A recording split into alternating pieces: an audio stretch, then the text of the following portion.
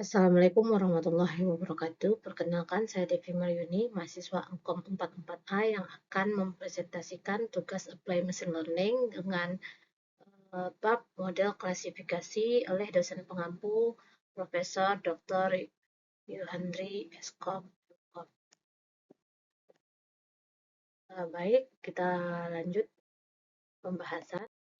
Model klasifikasi merupakan model yang memprediksi hasil kategorikal, seperti apakah transaksi kartu kredit bersifat penipuan atau huruf alfabet yang diwakili oleh karakter tulisan tangan. Model ini sangat penting dalam industri untuk berbagai kebutuhan bisnis. Jenis model klasifikasi itu ada klasifikasi biner, hanya ada dua kemungkinan hasil, misalnya ya atau tidak, benar atau salah. Kemudian klasifikasi multiclass, lebih dari dua kemungkinan hasil, misalnya digit 09 ataupun jenis hewan. Dan klasifikasi multilabel, satu input dapat termasuk dalam beberapa kelas, misalnya dokumen tentang pembelajaran mesin dan mnemonic. Setiap model menetapkan satu kelas atau label kelas ke suatu input. Model multilabel juga dapat memprediksi bahwa suatu input tidak termasuk dalam kelas manapun.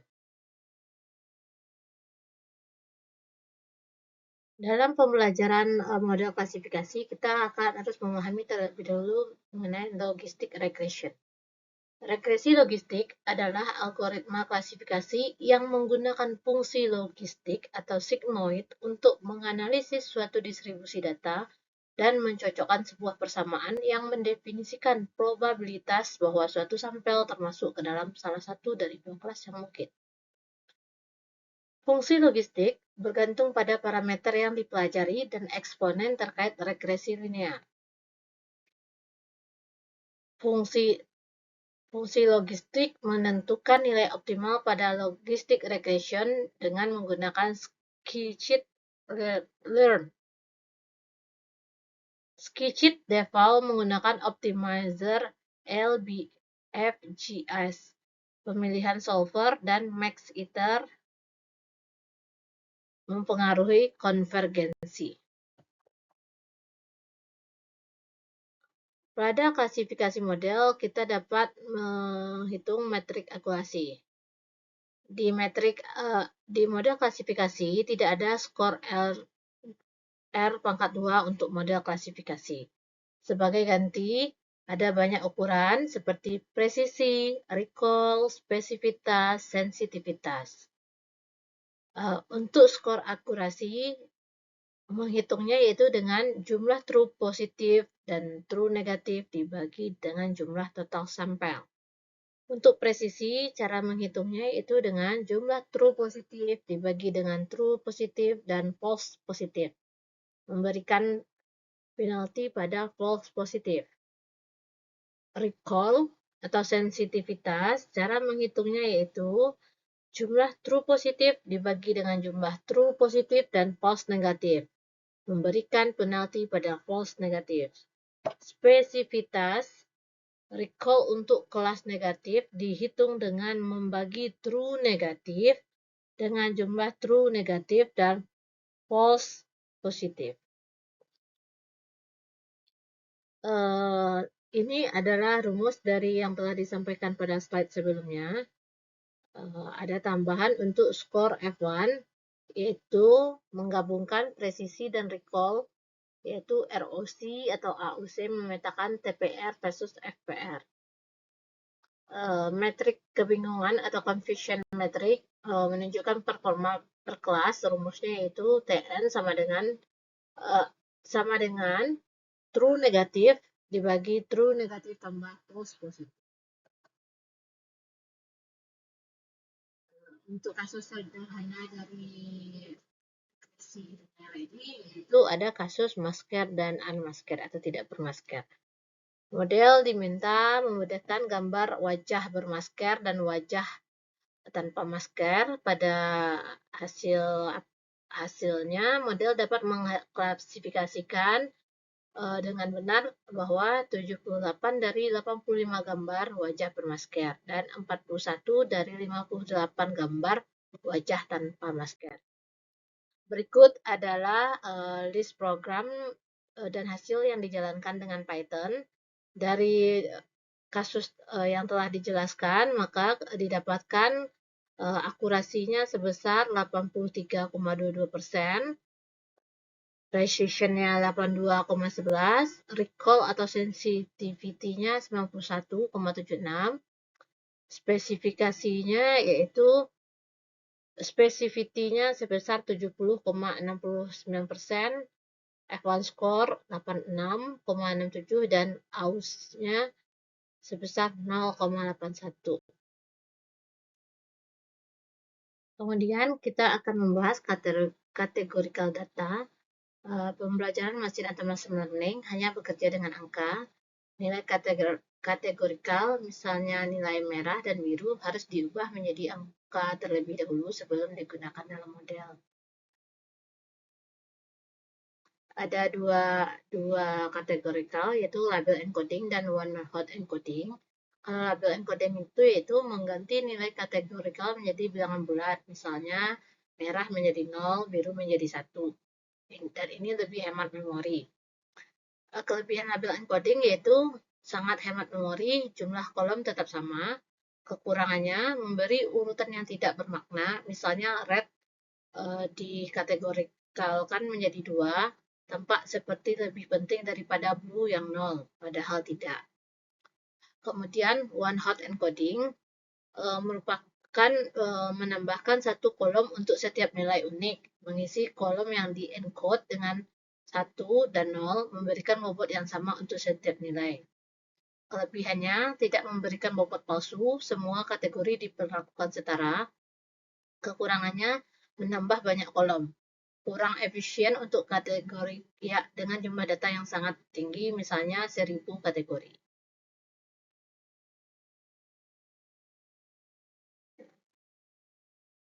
Kemudian kita akan membahas tentang binary klasifikasi. Binary klasifikasi adalah model machine learning supervised yang bekerja dengan dua kelas saja, misalnya dilabeli 0 untuk kelas positif, 1 untuk kelas binary klasifikasi. Binary klasifikasi merupakan model machine learning supervised yang bekerja dengan dua kelas saja. Misal, biasanya dilabeli 0 untuk kelas negatif dan 1 untuk kelas positif. Model ini menghasilkan dua hal, yaitu prediksi kelas 0 atau 1 dan probabilitas tiap kelas. Misalnya probabilitas 0, 0,10, probabilitas kelas 1 atau kelas positif 0,90. Probabilitas ini lebih penting daripada prediksinya. Contoh, perusahaan kartu kredit menolak transaksi hanya jika model yakin besar atau sama dengan 90% transaksi itu adalah fraud. Artinya yang dipakai adalah probabilitas, kemungkinan, bukan prediksi.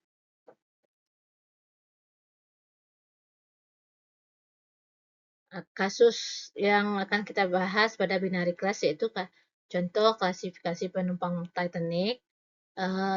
Mari kita gunakan regresi logistik untuk membangun klasifikasi biner.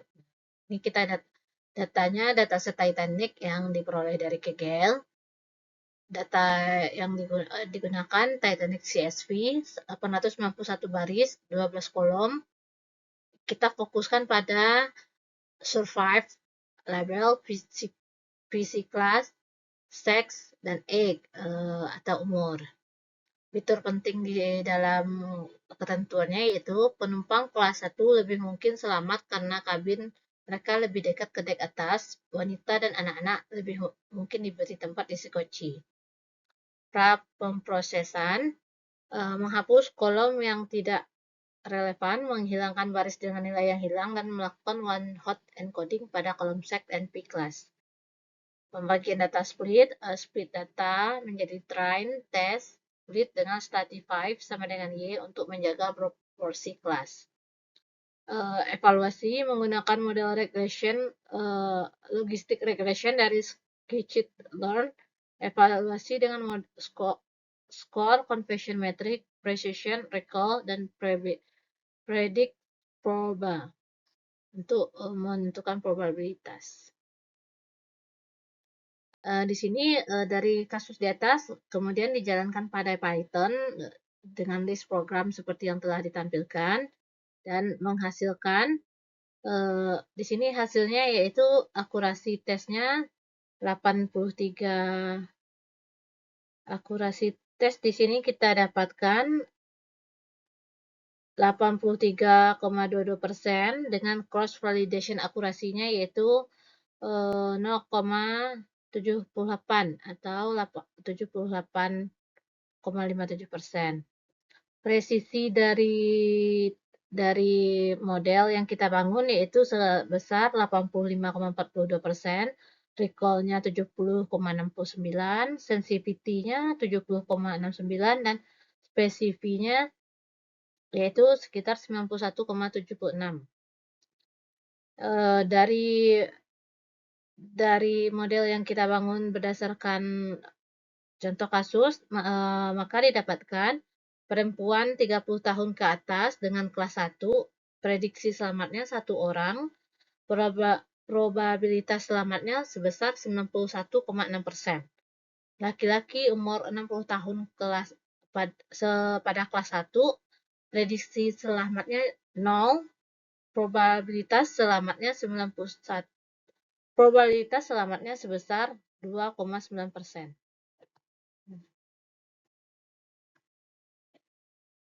Dari kasus yang telah dijelaskan, maka didapatkan hasil pemodelannya yaitu akurasi tes data sebesar 83,22%, validasi akurasi sebesar 78,57%, presisi 85,42%, recall 70,69%, sensitivity 70,69%, dan specificity sebesar 91,76%.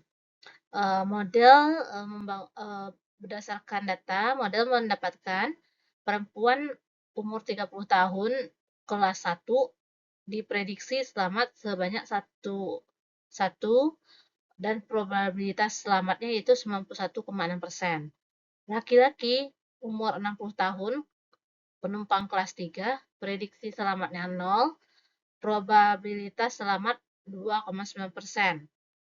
Anak-anak laki-laki umur 12 tahun kelas 2 prediksi selamat 0, namun probabilitas selamatnya 40,1%.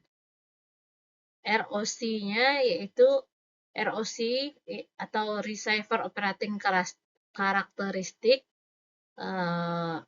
yang merupakan metrik evaluasi performa model klasifikasi Wiener yang mampu membedakan antara kelas positif dan negatif, didapatkan hasilnya sebesar 88,9%. Di dalam hasil juga dapat kita lihat kurva ROC dan prediksi label. Kemudian kita akan membahas multi-class klasifikasi. Multi-class klasifikasi adalah jenis klasifikasi di mana jumlah kelas lebih dari 2.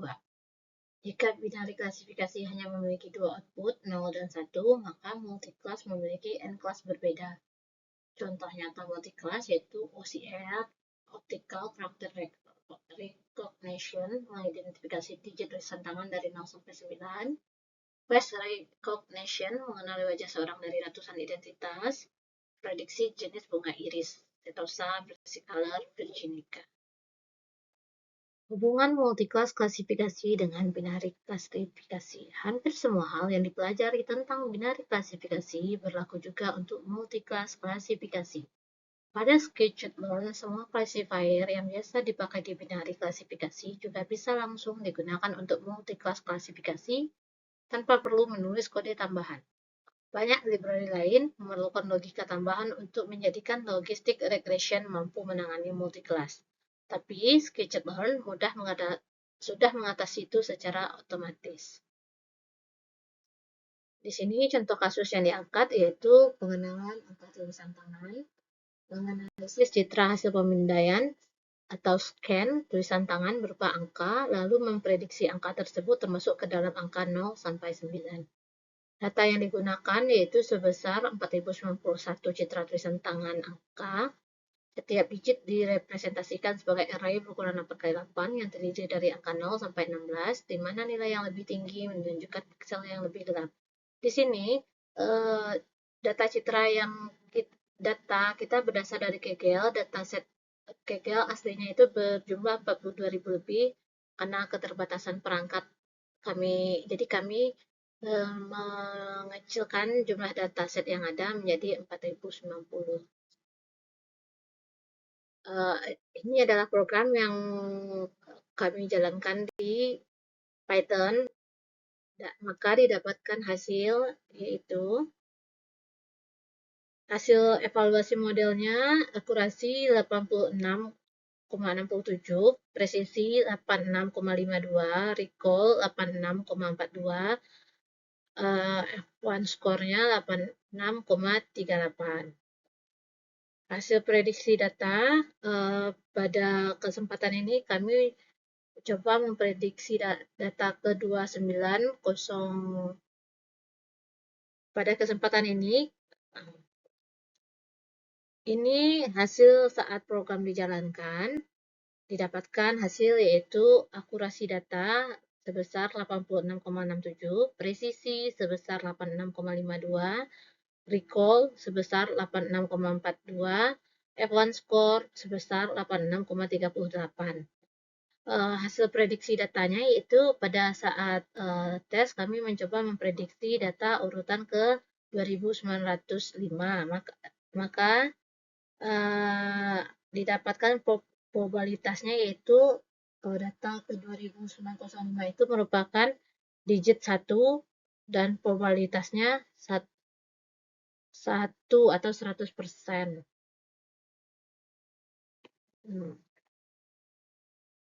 Berikut adalah distribusi kelas digit 0 sampai 9, conversion metric, dan kurva ROG multiclass dari handwritten digit 0,9. Hasil pembahasan dari kurva tersebut adalah untuk kurva distribusi didapatkan bahwa grafik distribusi menunjukkan setiap kelas digit 0 sampai 9 memiliki jumlah sampel yang relatif seimbang, berkisar antara 380 hingga 460 sampel. Digit sampel tertinggi yaitu pada digit 1 sebanyak 455 data, dan digit sampel terendah pada digit 3 sebanyak 380 data. Kesimpulannya, dataset tidak mengalami masalah imbalance, sehingga model logistic regression dapat belajar secara optimal tanpa bias terhadap kelas tertentu. Perbedaan kecil antara kelas tidak signifikan dan tidak mempengaruhi performa secara drastis. Kemudian hasil dari analisis conversion metric logistic regression-nya yakni confusion metric atau metrik kebingungan menunjukkan kinerja model per kelas berikut ringkasannya. Kelas yang diidentifikasi dengan sangat baik terlihat pada kurva sebelumnya, yaitu digit 0 dapat diidentifikasi sebesar 77 data benar, digit 1 90 benar, dan ini merupakan identifikasi yang paling tinggi. Digit 6 didapatkan model bisa memprediksi 81 benar, digit 7 dari jumlah sampel yang ada diprediksi 70 benar, dan digit 9 diprediksi 60 benar. Kelas ini memiliki akurasi tinggi karena pola bentuknya sangat khas dan mudah dipisahkan secara linear oleh logistic regression. Kelas yang sering keliru, ada beberapa pola kesalahan yang jelas. Digit 5, 55 benar, sisanya menyebar ke digit 3, 4, dan 7. Jadi angka tulisan tangan 5 dari jumlah data yang ada cuma 55 yang benar. Paling banyak kesalahannya dia mengidentifikasi angka 5 menjadi angka 3 sebanyak 7 kasus, angka 5 diidentifikasi sebagai angka 7 sebanyak 7 kasus. Terus digit 8 dari jumlah data yang ada, 61 yang berhasil diidentifikasi benar, tetapi sering tertukar ke digit 1. Jadi model mengasumsikan angka 8 seperti angka 1 sebanyak 4 kasus, angka 8 seperti angka 5 sebanyak 7 kasus, dan angka 8 dianggapnya angka 3 sebanyak 1 kasus. Digit 3 dan 4, angka 3 dan 4 itu sering terjadi beberapa kesalahannya dianggap sebagai angka 5, angka 3 dianggap sebagai angka 5 dan 7, angka 4 dianggap sebagai angka 9. Kesimpulannya yaitu logistic regression cukup baik untuk dataset digit MNIST kecil, tetapi kesalahan paling banyak terjadi pada digit yang bentuknya serupa atau memiliki kurva mirip.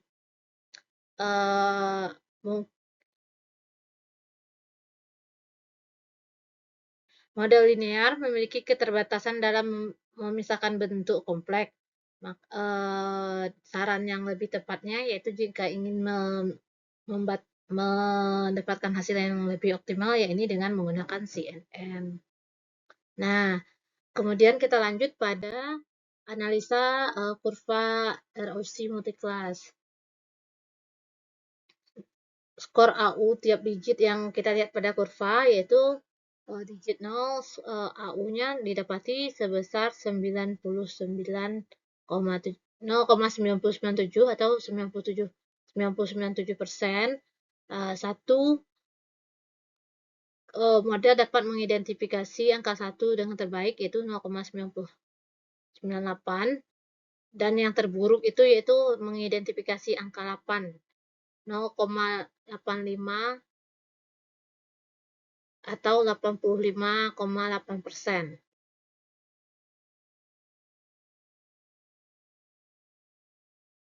Kesimpulan umum dari grafik yaitu kekuatan model logistic regression bekerja sangat baik pada digit dengan bentuk stabil, tegas, dan mudah dipisahkan, seperti angka 1, 0, 6, dan 4. Kemudian model memiliki kelemahan pada digit atau angka yang kompleks atau dianggap seperti 5 dianggap mirip dengan 3, dan 3 dianggap mirip 7, 8 dianggap mirip hampir semua digit. Pada kurva didapati digit 8 menunjukkan fitur linear tidak cukup memodelkan kompleksitas bentuk. Nah, jika ingin mendapatkan hasil yang lebih bagus dalam identifikasi angka atau digit, disarankan menggunakan CNN kan, dengan arsitektur MobileNet V2, LINET, dan sebagainya, karena jauh lebih baik untuk pola visual kompleks, atau menambahkan fitur engineering tambahan seperti Hawk Histogram Oriented Gradient Shift VCA untuk penguatan fitur linear. Ini dilampirkan juga platform pengambilan datasetnya yaitu dari GGL, dan project yang telah ditampilkan dilampirkan link Google Drive-nya. Sekian, terima kasih. Assalamualaikum warahmatullahi wabarakatuh.